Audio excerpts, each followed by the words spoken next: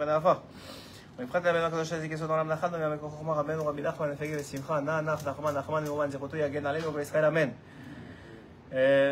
Que par le droit soit pour la fois Shabbat de Shimon ben Perl et de Perl ben Bat Simcha, Bezrat Hashem, Bat Rivka. Refoua Shelema, Refoua Nefesh Uvat Haguf, Bezrat Hashem, Bizchut Rabbeinu HaKadosh. Et tous les Refoua Shelema de tous les malades d'Israël, Bezrat Hashem, soient zochés de n'entendre que des bonnes nouvelles. Amen, Kenny Ratson. Top. Alors, on va faire un shiur un peu spécial ce soir, parce qu'on est dans Ben HaMetzarim, on est dans les 3 semaines de la destruction du temple. Les Chachamim, ils ont instauré, on le sait tous, des rappels dans la halacha, Shechianu, les nouveaux habits, etc., de ne pas porter de nouveaux habits. Après ça, plus on va rentrer dans les 3 semaines avec, à partir de Rosh Chodesh la semaine prochaine, il va y avoir encore plus de restrictions.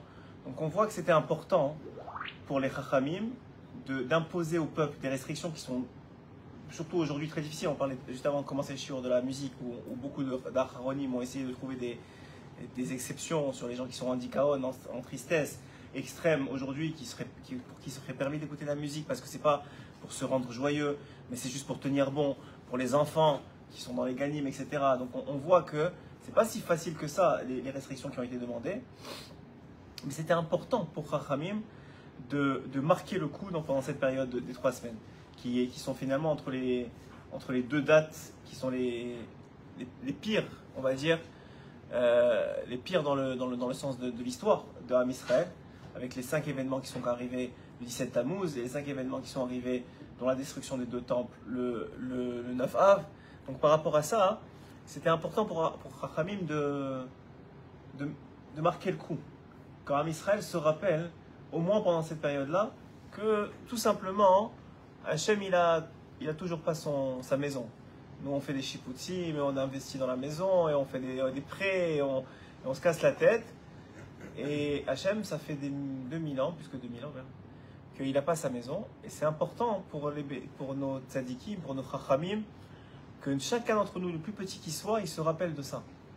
Il prenne conscience de ça, et que ça lui fasse un peu mal.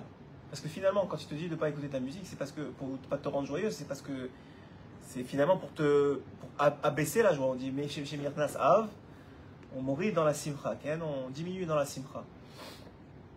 Alors bien sûr qu'on ne doit pas être jamais, Chazvé Shalom, sans simcha. Ça c'est une évidence, ça c'est tout le principe de dire de mourir, ça veut dire que tu ne perds pas ta simcha complètement, ça c'est sûr. C'est pour ça qu'on a dit que même si quelqu'un qui est dans l'handikaon, etc., il pourrait écouter la musique ou des choses comme ça, parce que ça lui permet, ou au moins de la capella, parce que ça lui permet de te tenir bon.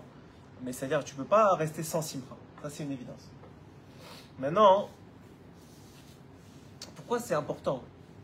Pourquoi c'est important? Il y a même qui ajoute, c'est écrit dans Shulchan Aruch, et même dans la Halacha, c'est apporté par Rav Ovadia, qu'il y a des chassidim, ou ils appellent ça des iré shamaim, des gens qui ont la crainte du ciel, ils ajoutent même chatzot, ce qu'on fait chatzot la nuit, ils le font même dans la journée. Ils font tikkun rachem dans la journée.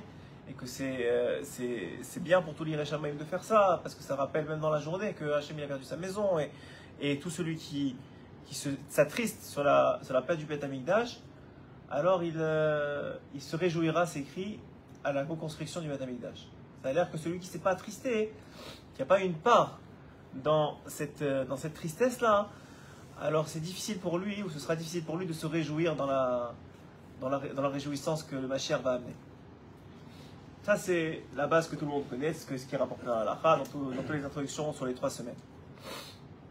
Évidemment que nous, on ne va pas s'arrêter là, parce qu'on essaie de rester un peu. Donc, on va essayer d'approfondir un peu l'idée, et d'aller chercher, même dans ce peu de joie qui reste, ce qu'il faut aller chercher. Okay?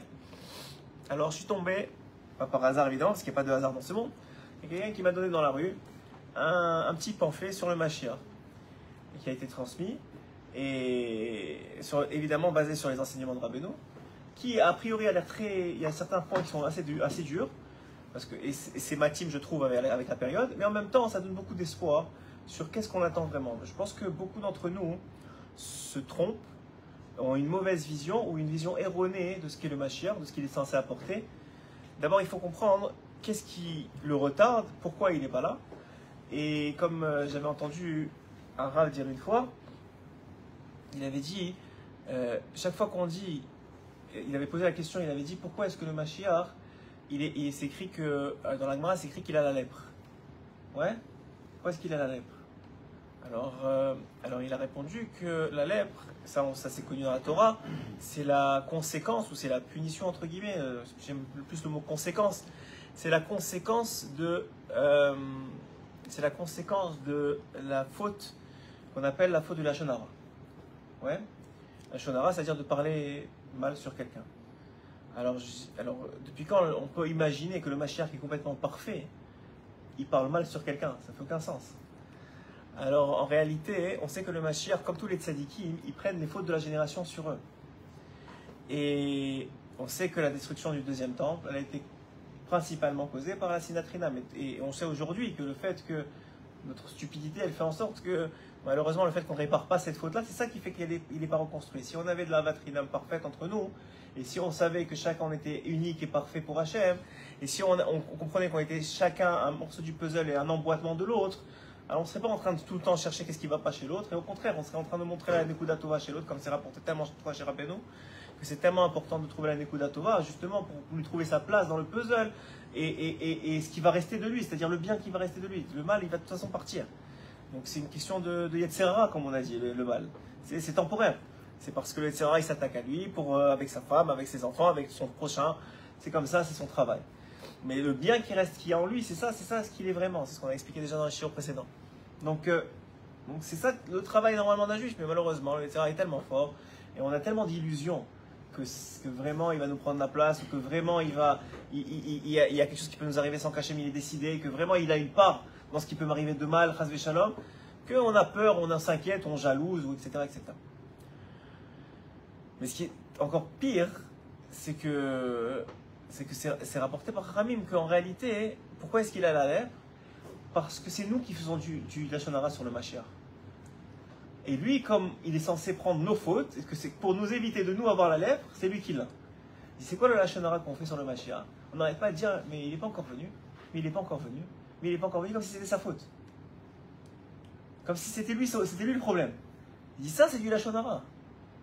Parce qu'en réalité, c'est pas sa faute. Lui, il veut venir, s'il pouvait, il serait déjà venu depuis très longtemps. La seule raison pour laquelle il n'est pas venu, c'est parce que nous, on n'est pas prêts. C'est quoi le problème? Viens, même si on n'est pas prêt. Viens, juste viens. Il y a un gros. Hein? C'est ce qu'ils disent les Chabad au mois de Mashiach et we don't want to wait. Hein? Vous connaissez la blague? Et les Breslev ont dit we don't mind to wait. Ça ne dérange pas d'attendre. Mais on comprend pourquoi, on va comprendre encore plus pourquoi aujourd'hui. Mezrat Hashem. On va encore plus comprendre pourquoi aujourd'hui, à travers cette explication qu'on va essayer de partager sur différents points. La première chose qu'il faut comprendre, c'est que ce n'est pas de sa faute à lui. Ça, c'est la première chose qu'il faut comprendre. C'est que c'est notre responsabilité à chacun. Et c'est pour ça aussi que Khamim, ils ont instauré ces 3 semaines, pour que chacun prenne le sens de ses responsabilités. On va voir en quoi c'est notre responsabilité. Alors il dit comme ça. Rotse Mashiach, tu veux le Mashiach? Ha'im yeshno mi she'akorim shelo haya rotse Mashiach, ve'im efshar afilu Mashiach arshav. Alors il dit, ça a l'air que tout le monde voudrait Mashiach, et même tout de suite. Ouais? Ha'im gamata shetapis le'argasha shadai ha'mashiach chayav lavo. Tout le monde a cette sensation de dire ça suffit, on en a marre, on veut qu'il vienne. Ouais? Surtout dans ces générations où c'est très difficile, on voit de plus en plus de tsarot, là, allez-nous. Alors ça a l'air que c'est ancré dans la génération que tout le monde veut Mashiach. Je dis, tu parles à quelqu'un, je dis bien sûr, ça y est, on n'en peut plus. Alors la première Nekuda, hein, il dit c'est Anima Ami.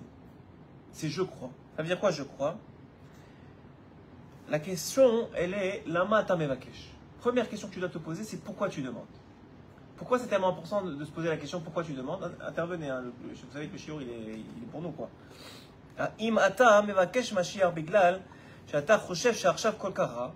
Si la raison pour laquelle tu demandes le Mashiach, c'est parce que tu vois dans tes yeux à toi que tout va si mal, que tout est si mauvais, et tu dis quoi?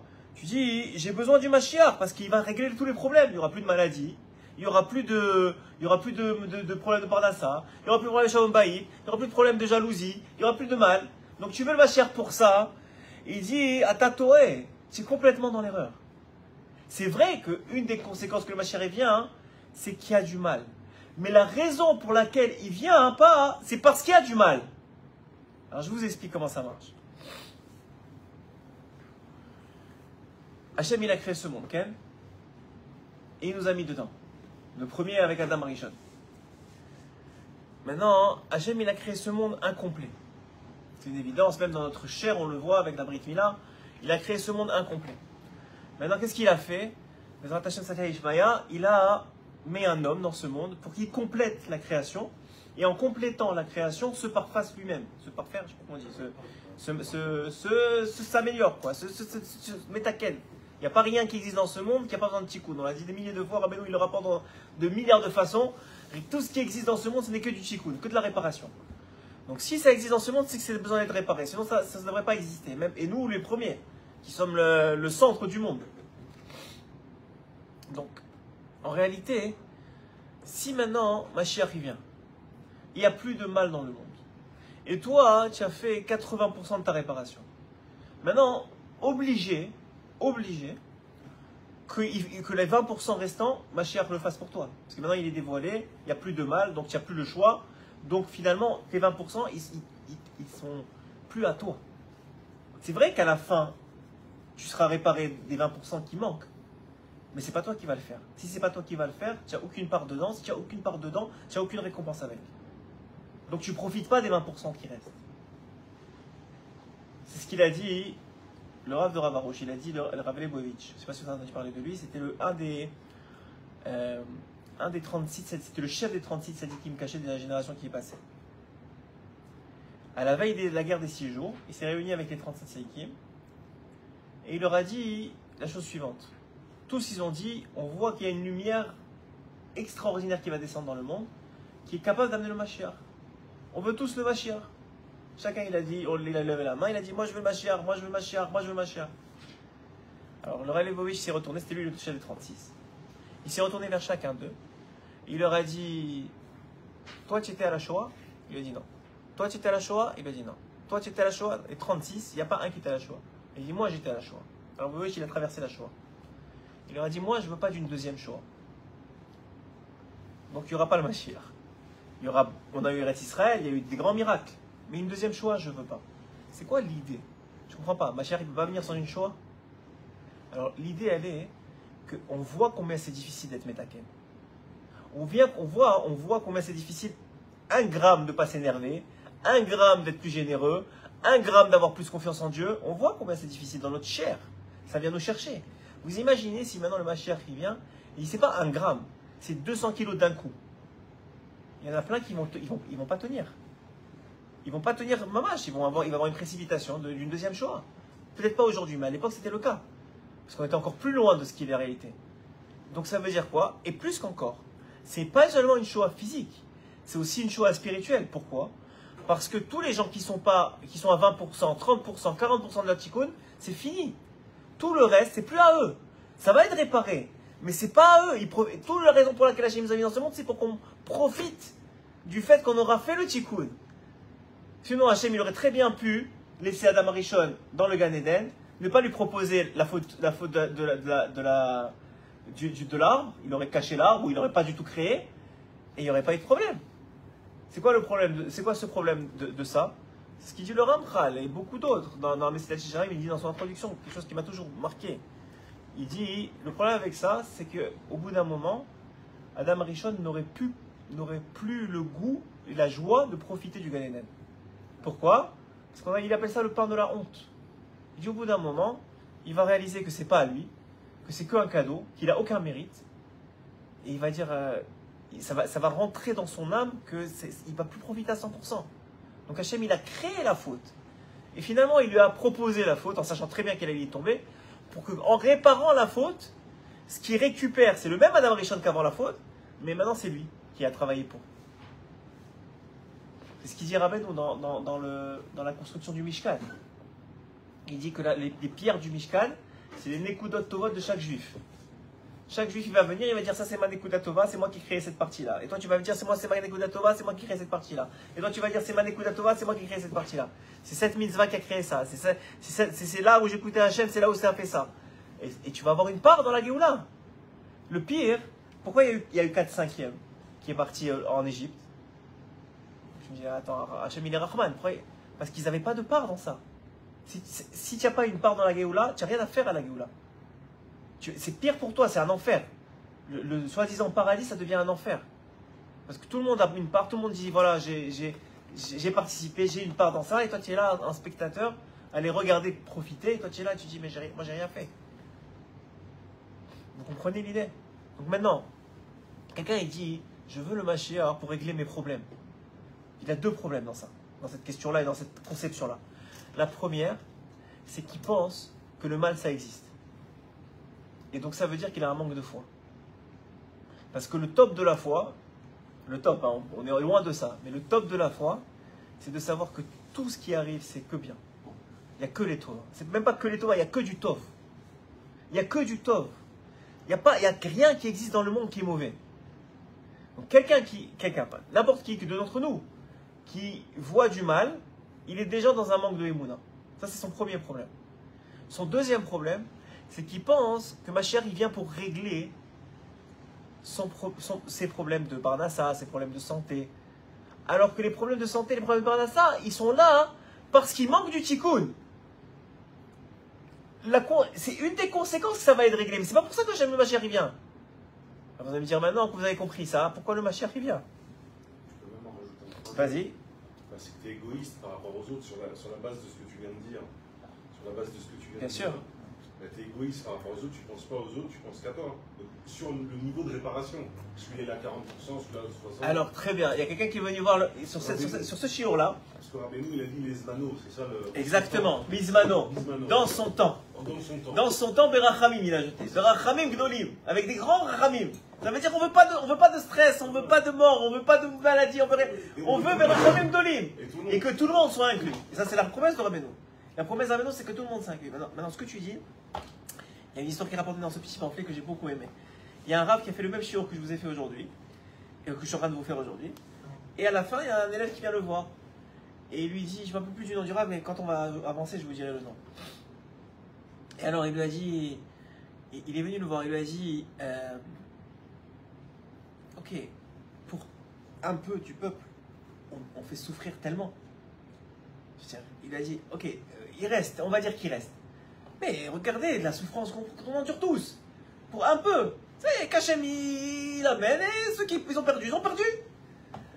Alors le Rav, il a regardé comme ça, il lui a dit, mais qui t'a dit que toi tu es dans ceux qui vont être sauvés?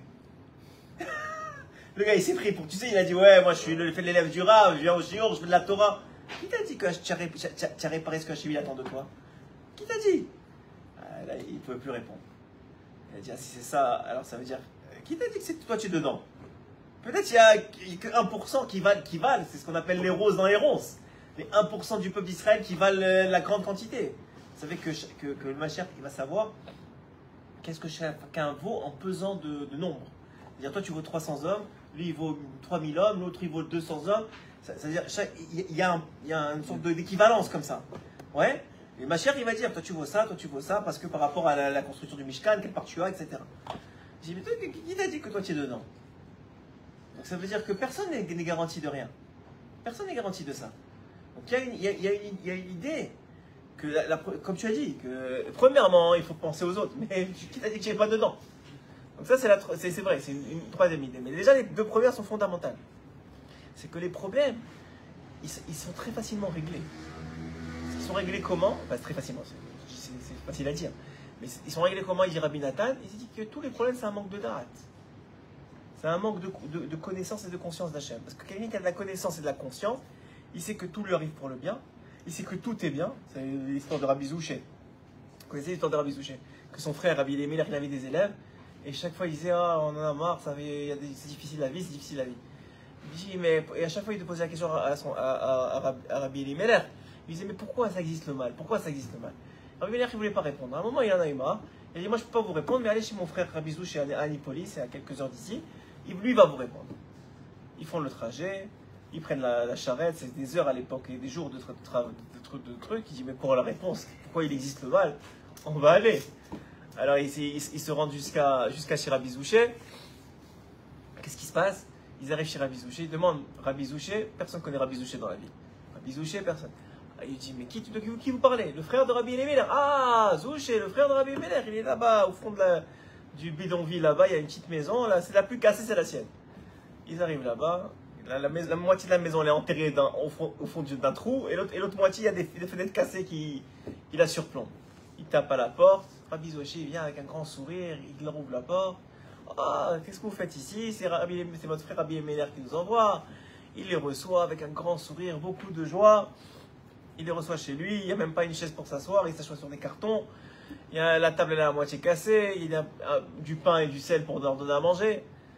La vérité, il le voit comme ça, il semble dans toute la souffrance. C'est sûr que lui, il va savoir nous répondre. Pas une ni deux, il demande, pose la question. On est là pour une chose particulière, votre frère il nous a envoyé pour une question. Il dit quoi? Il dit voilà, on voudrait savoir pourquoi Hachem il a créé le mal. Alors il les regarde comme ça avec l'air un peu interrogatif. Il dit quoi? C'est pour ça que mon frère vous a envoyé. Il dit oui, on veut savoir pourquoi Hachem il a créé le mal. Alors il réfléchit, il dit mais où est-ce que vous voyez du mal? Il n'y a pas de mal. Là, ils ont compris, ils ont pris une claque, ils ont compris. Ils ont compris que c'est toujours une question de perception. Rabbi Zouché, il n'y avait pas de mal, il vivait avec Hachem à chaque seconde. Tu peux avoir la pire des maisons, la pire des trucs, il n'y avait pas de mal. C'est un tikkun, d'accord, c'est une réparation, mais c'est pour mon bien. Et de toute façon, ça me sert à quelque chose, je grandis, j'évolue, je ne suis pas venu ici pour profiter de toute façon. C'est une autre perception de la vie. On n'est pas à ce niveau-là, mais chacun à son niveau. Plus on se rapproche de Rabbeinu, Rabbeinu il dit, quand tu viens chez moi, alors il a une histoire magnifique. J'ai pas ramené le livre. Chaval. Il y a une histoire extraordinaire où il dit que c'est l'histoire d'un homme qui vient voir son Rav. Et à chaque fois qu'il voit son Rav, il est capable de se détacher complètement de toute la matérialité, etc. Il s'en fiche de la parnassa, de l'argent, de la nourriture. Il est extraordinaire, c'est un ange. Et à chaque fois qu'il s'en va, il retombe dans la folie de l'argent, dans la folie. Alors un jour, il dit, c'est pas possible. Est-ce que c'est moi le gars qui est chez mon Rav ou c'est moi le gars qui est en dehors? Alors il va voir son Rav un jour, il prend son courage à deux mains, il dit, voilà ce qui m'arrive, mon Rav. Je comprends pas, quand je suis avec vous, c'est le paradis. Je pense pas à la nourriture, je pense pas à l'argent, je pense pas au travail, je pense pas aux problèmes. Tout va bien, on dirait que tout est parfait. Je rentre chez moi, catastrophe monumentale. Première glissade, je glisse. Je comprends pas, c'est qui moi? Alors il dit, toi tu es les deux. C'est comme ça tu es les deux. Il dit, quand tu es avec moi, mon kohar, il enlève la clipa. Donc ce que tu es vraiment, ça ressort. Mais quand tu es chez toi, la clipa elle est là, et tu n'es pas au niveau, alors tu tombes, c'est normal, mais tu es les deux. Alors il dit, ça c'est exactement quand vous venez me voir, il dit Rabbeinu. Quand vous venez me voir, on voit très bien, Rosh Hashanah, quand on est chez lui, on a l'impression qu'on est en train de marcher sur des nuages. Ouais, on a hâte déjà au prochain Rosh Hashanah, ça veut dire, on marche sur des nuages. N'importe quoi qui peut t'arriver, on t'appelle dans le truc, ok, tout ira bien, t'inquiète pas, tu appelles ta femme qui est avec les enfants, qui est en train de devenir folle. Je dis, mais t'inquiète, ne crie pas, ça sert à rien, tout va aller bien. Toi tu serais là-bas, tu serais déjà en train de brûler les murs. Mais ça veut dire, tu es dans un autre monde. C'est la force du corps de Rabbeinu, qui enlève la clipa, qui enlève l'écorce, qui enlève l'illusion. Mais quand il est face à l'illusion, quand il est face à la difficulté, une des raisons pourquoi les Meragilim, vous savez que les Meragilim, les envoyés, c'était des tzadikim. Ouais. Et quand ils ont quitté, excusez-moi, pour aller en Eretz Israël, tout de suite Rashi dit, comme ils étaient Rachaïm à l'aller, ils étaient Rachaïm au retour. Mais j'ai dit que c'était des tzadikim. Alors qu'est-ce qu'il dit Rabbi Natan? Il dit, quand ils étaient avec Moshe Rabbeinu, c'était des tzadikim. Dès qu'ils ont quitté Moshe Rabbeinu, c'est fini.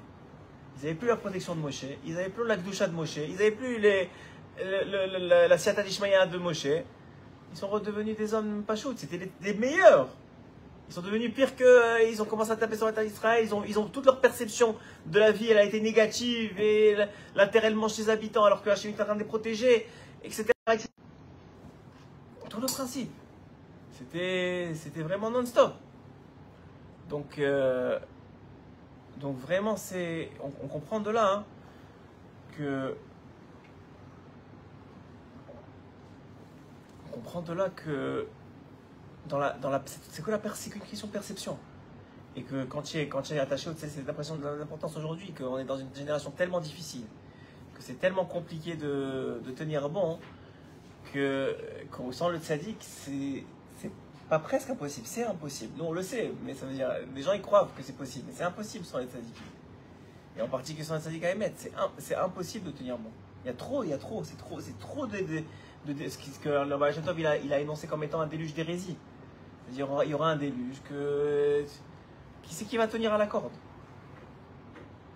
C'est le tzaddik qui tient, et toi tu tiens au tzaddik et c'est plus facile. Alors ça te fait tenir jusqu'à la prochaine Rosh Hashanah.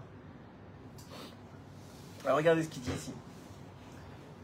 Vous avez des questions jusqu'à maintenant ou ça va? C'est bon. Alors, im ata mevakesh Mashiach biglal she'ata choshev she'arshav kol kacha. Si tu demandes de Mashiach parce que tu penses que c'est tellement mauvais. Ve'ata mechake she'yavo Mashiach rak yeh tov. Parce que tu attends le Mashiach juste pour que ça aille bien. Alors il te dit, c'est bgam gadol. C'est bgam gadol meod. C'est une taout qui aidera baolam. Parce que premièrement, il n'y a pas de mauvais dans le monde. V'Hashem Rahman. Hashem il est Rahman. Ve'oseh rak tov. Il fait que du bien. Ha'emuna omeret shekol ma she'anachnu ovrim beklaliut ou pratiut. Ha'emuna elle te dicte de dire que tout ce que tu passes, que ce soit dans le clan Israël, le 7 octobre, tout ce que vous voulez, que ce soit dans l'individualité, Hakol mitu idbar. Premièrement, tout vient de lui. Ve'akol letova, et tout est pour le bien. Ve'akol tov, et tout est bien. C'est 3 niveaux de Emouna. Ve'akol mitoch ha'ava, 4e niveau de Emouna, tout vient de l'amour qu'il a pour toi. C'est pas un tyran, c'est pas quelqu'un qui te teste, qui rigole derrière son écran de trucs, qui regarde le monde. Non, il t'aime. Il fait tout parce qu'il t'aime. Sinon, il ne t'aurait même pas créé. Et tout, c'est avec des rachamim. Rabbeinu, il y a une Torah où il dit qu'un homme ne vienne pas à se lamenter des tsarot qu'il a. Qu'il ne vienne pas se plaindre. Il dit pourquoi? Il dit parce qu'en vérité, il devrait lui arriver bien pire. Bien pire. Hachem, il lui a envoyé le minimum qu'il est capable de supporter. Ce qu'il mérite normalement, c'est bien pire. Mais Hachem, il est Rahman, il va lui dire si je lui envoie ce qu'il mérite, c'est fini, il ne va pas tenir une seconde. Alors on lui envoie un petit peu ici, un petit peu là, et on disperse un peu là pour qu'il tienne le coup et qu'il répare.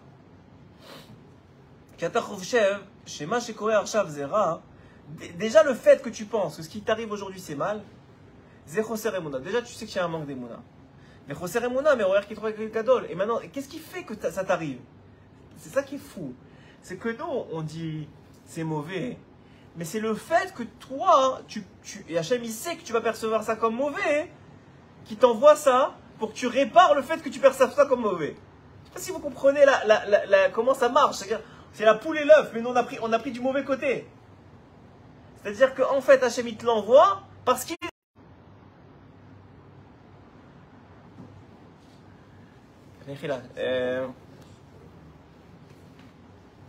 c'est que il sait que tu es que c'est mauvais et il sait que tu vas réagir comme ça.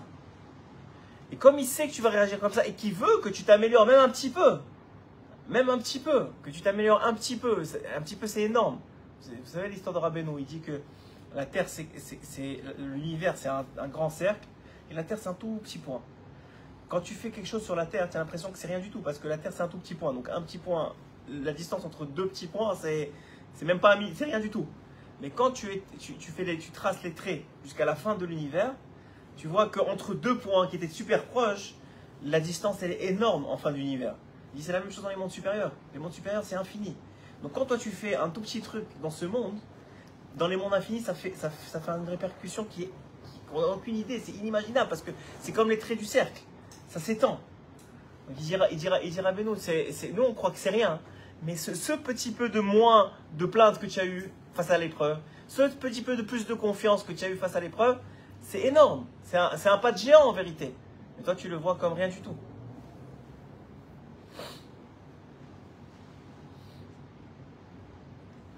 Alors il dit, et c'est le manque de Emouna qui amène tout ça.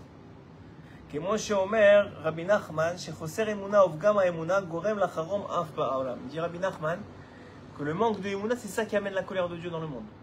Le charon, encore une fois, la colère de Dieu, c'est une expression pour montrer que Hachem, il te teste. Le terme, il est fort. Il est très fort. Charonaf, c'est très fort. C'est pas lui, c'est la Gemara. Je pense que je suis aussi haut. C'est vraiment, c'est très très fort.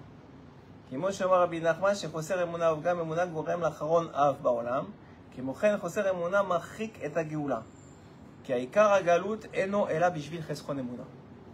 Tout le monde la connaît, c'est une grande Torah de Rabbi Nachman, une des premières, où il dit que l'essentiel de la galoute, l'essentiel de l'exil, c'est à cause de la chesron emuna, c'est à cause d'un manque de foi. Ça veut dire s'il n'y avait pas ce manque de foi-là, le Mashiach il serait déjà venu. Donc le problème c'est quoi? Le problème c'est tes problèmes, ou le problème c'est que tes problèmes ils arrivent parce que toi tu as un problème qui s'appelle un manque d'emuna, qui s'exprime de différentes façons, et que tu n'as pas fini ton tikkun.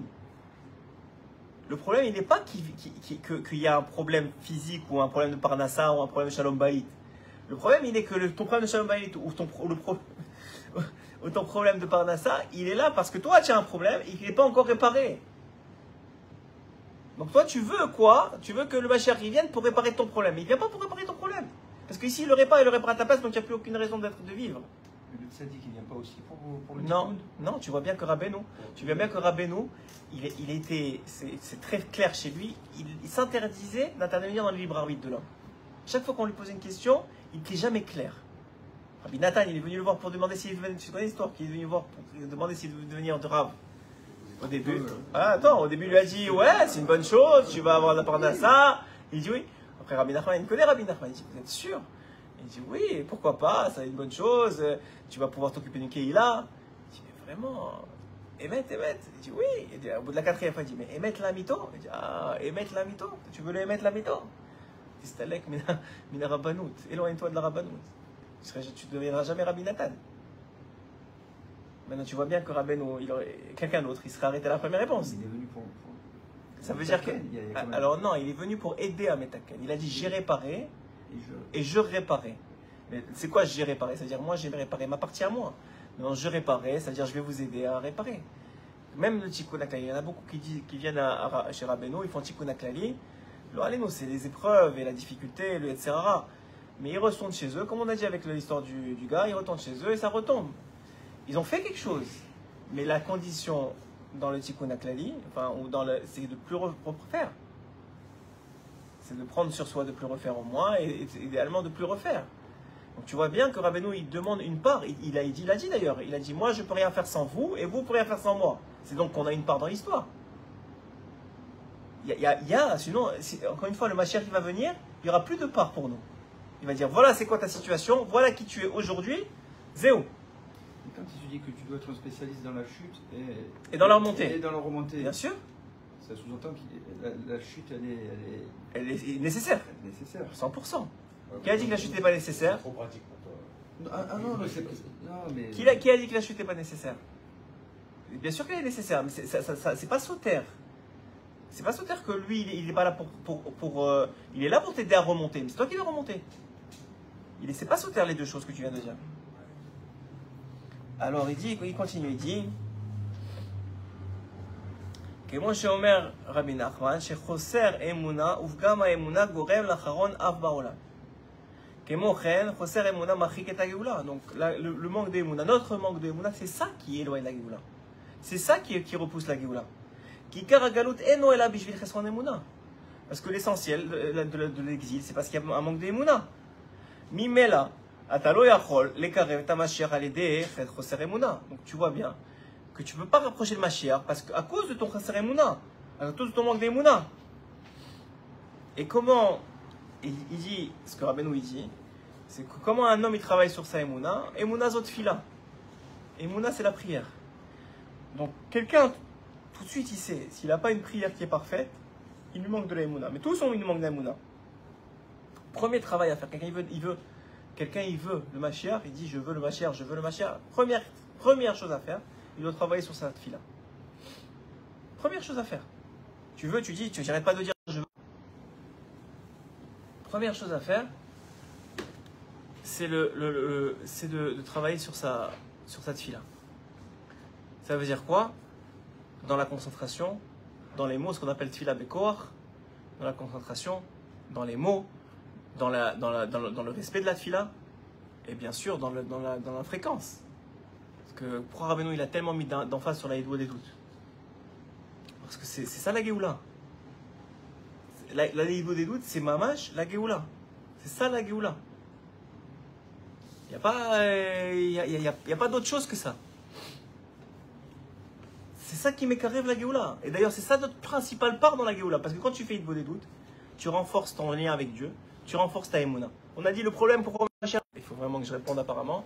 Quand on vient, donc on va finir maintenant, quand on vient et on vient renforcer notre émouna, et on vient prendre sur nous, de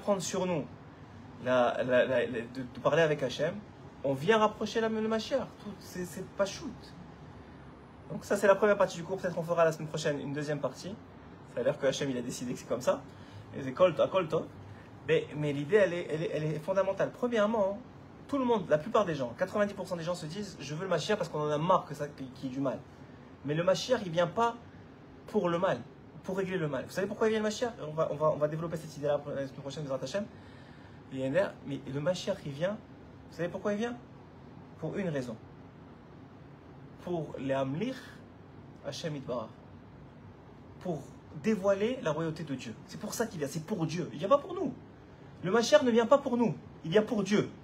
Nous, on est censé avoir fait le travail avant qu'il vienne. Pour nous-mêmes. C'est pour ça que le tzaddik est tellement important. Le tzaddik est plus important pour nous que le Mashiach. Parce que le tzaddik, il t'aide à réparer et à gagner ta part maintenant. Le Mashiach, il va faire le travail pour toi, mais ce sera plus toi. Et tu auras plus de... C'est fini. Ce que tu auras fait avant, ce que tu auras fait grâce au tzaddik, c'est ça qui va te rester. Le Mashiach, il va faire le travail pour Dieu. Ça y est, Dieu il a décidé, c'est le moment qu'on dévoile à tout le monde. C'est moi le roi, c'est moi Dieu, c'est moi l'omniprésent, c'est moi qui dirige, c'est moi qui contrôle. Le Mashiach, il vient, il montre à tout le monde.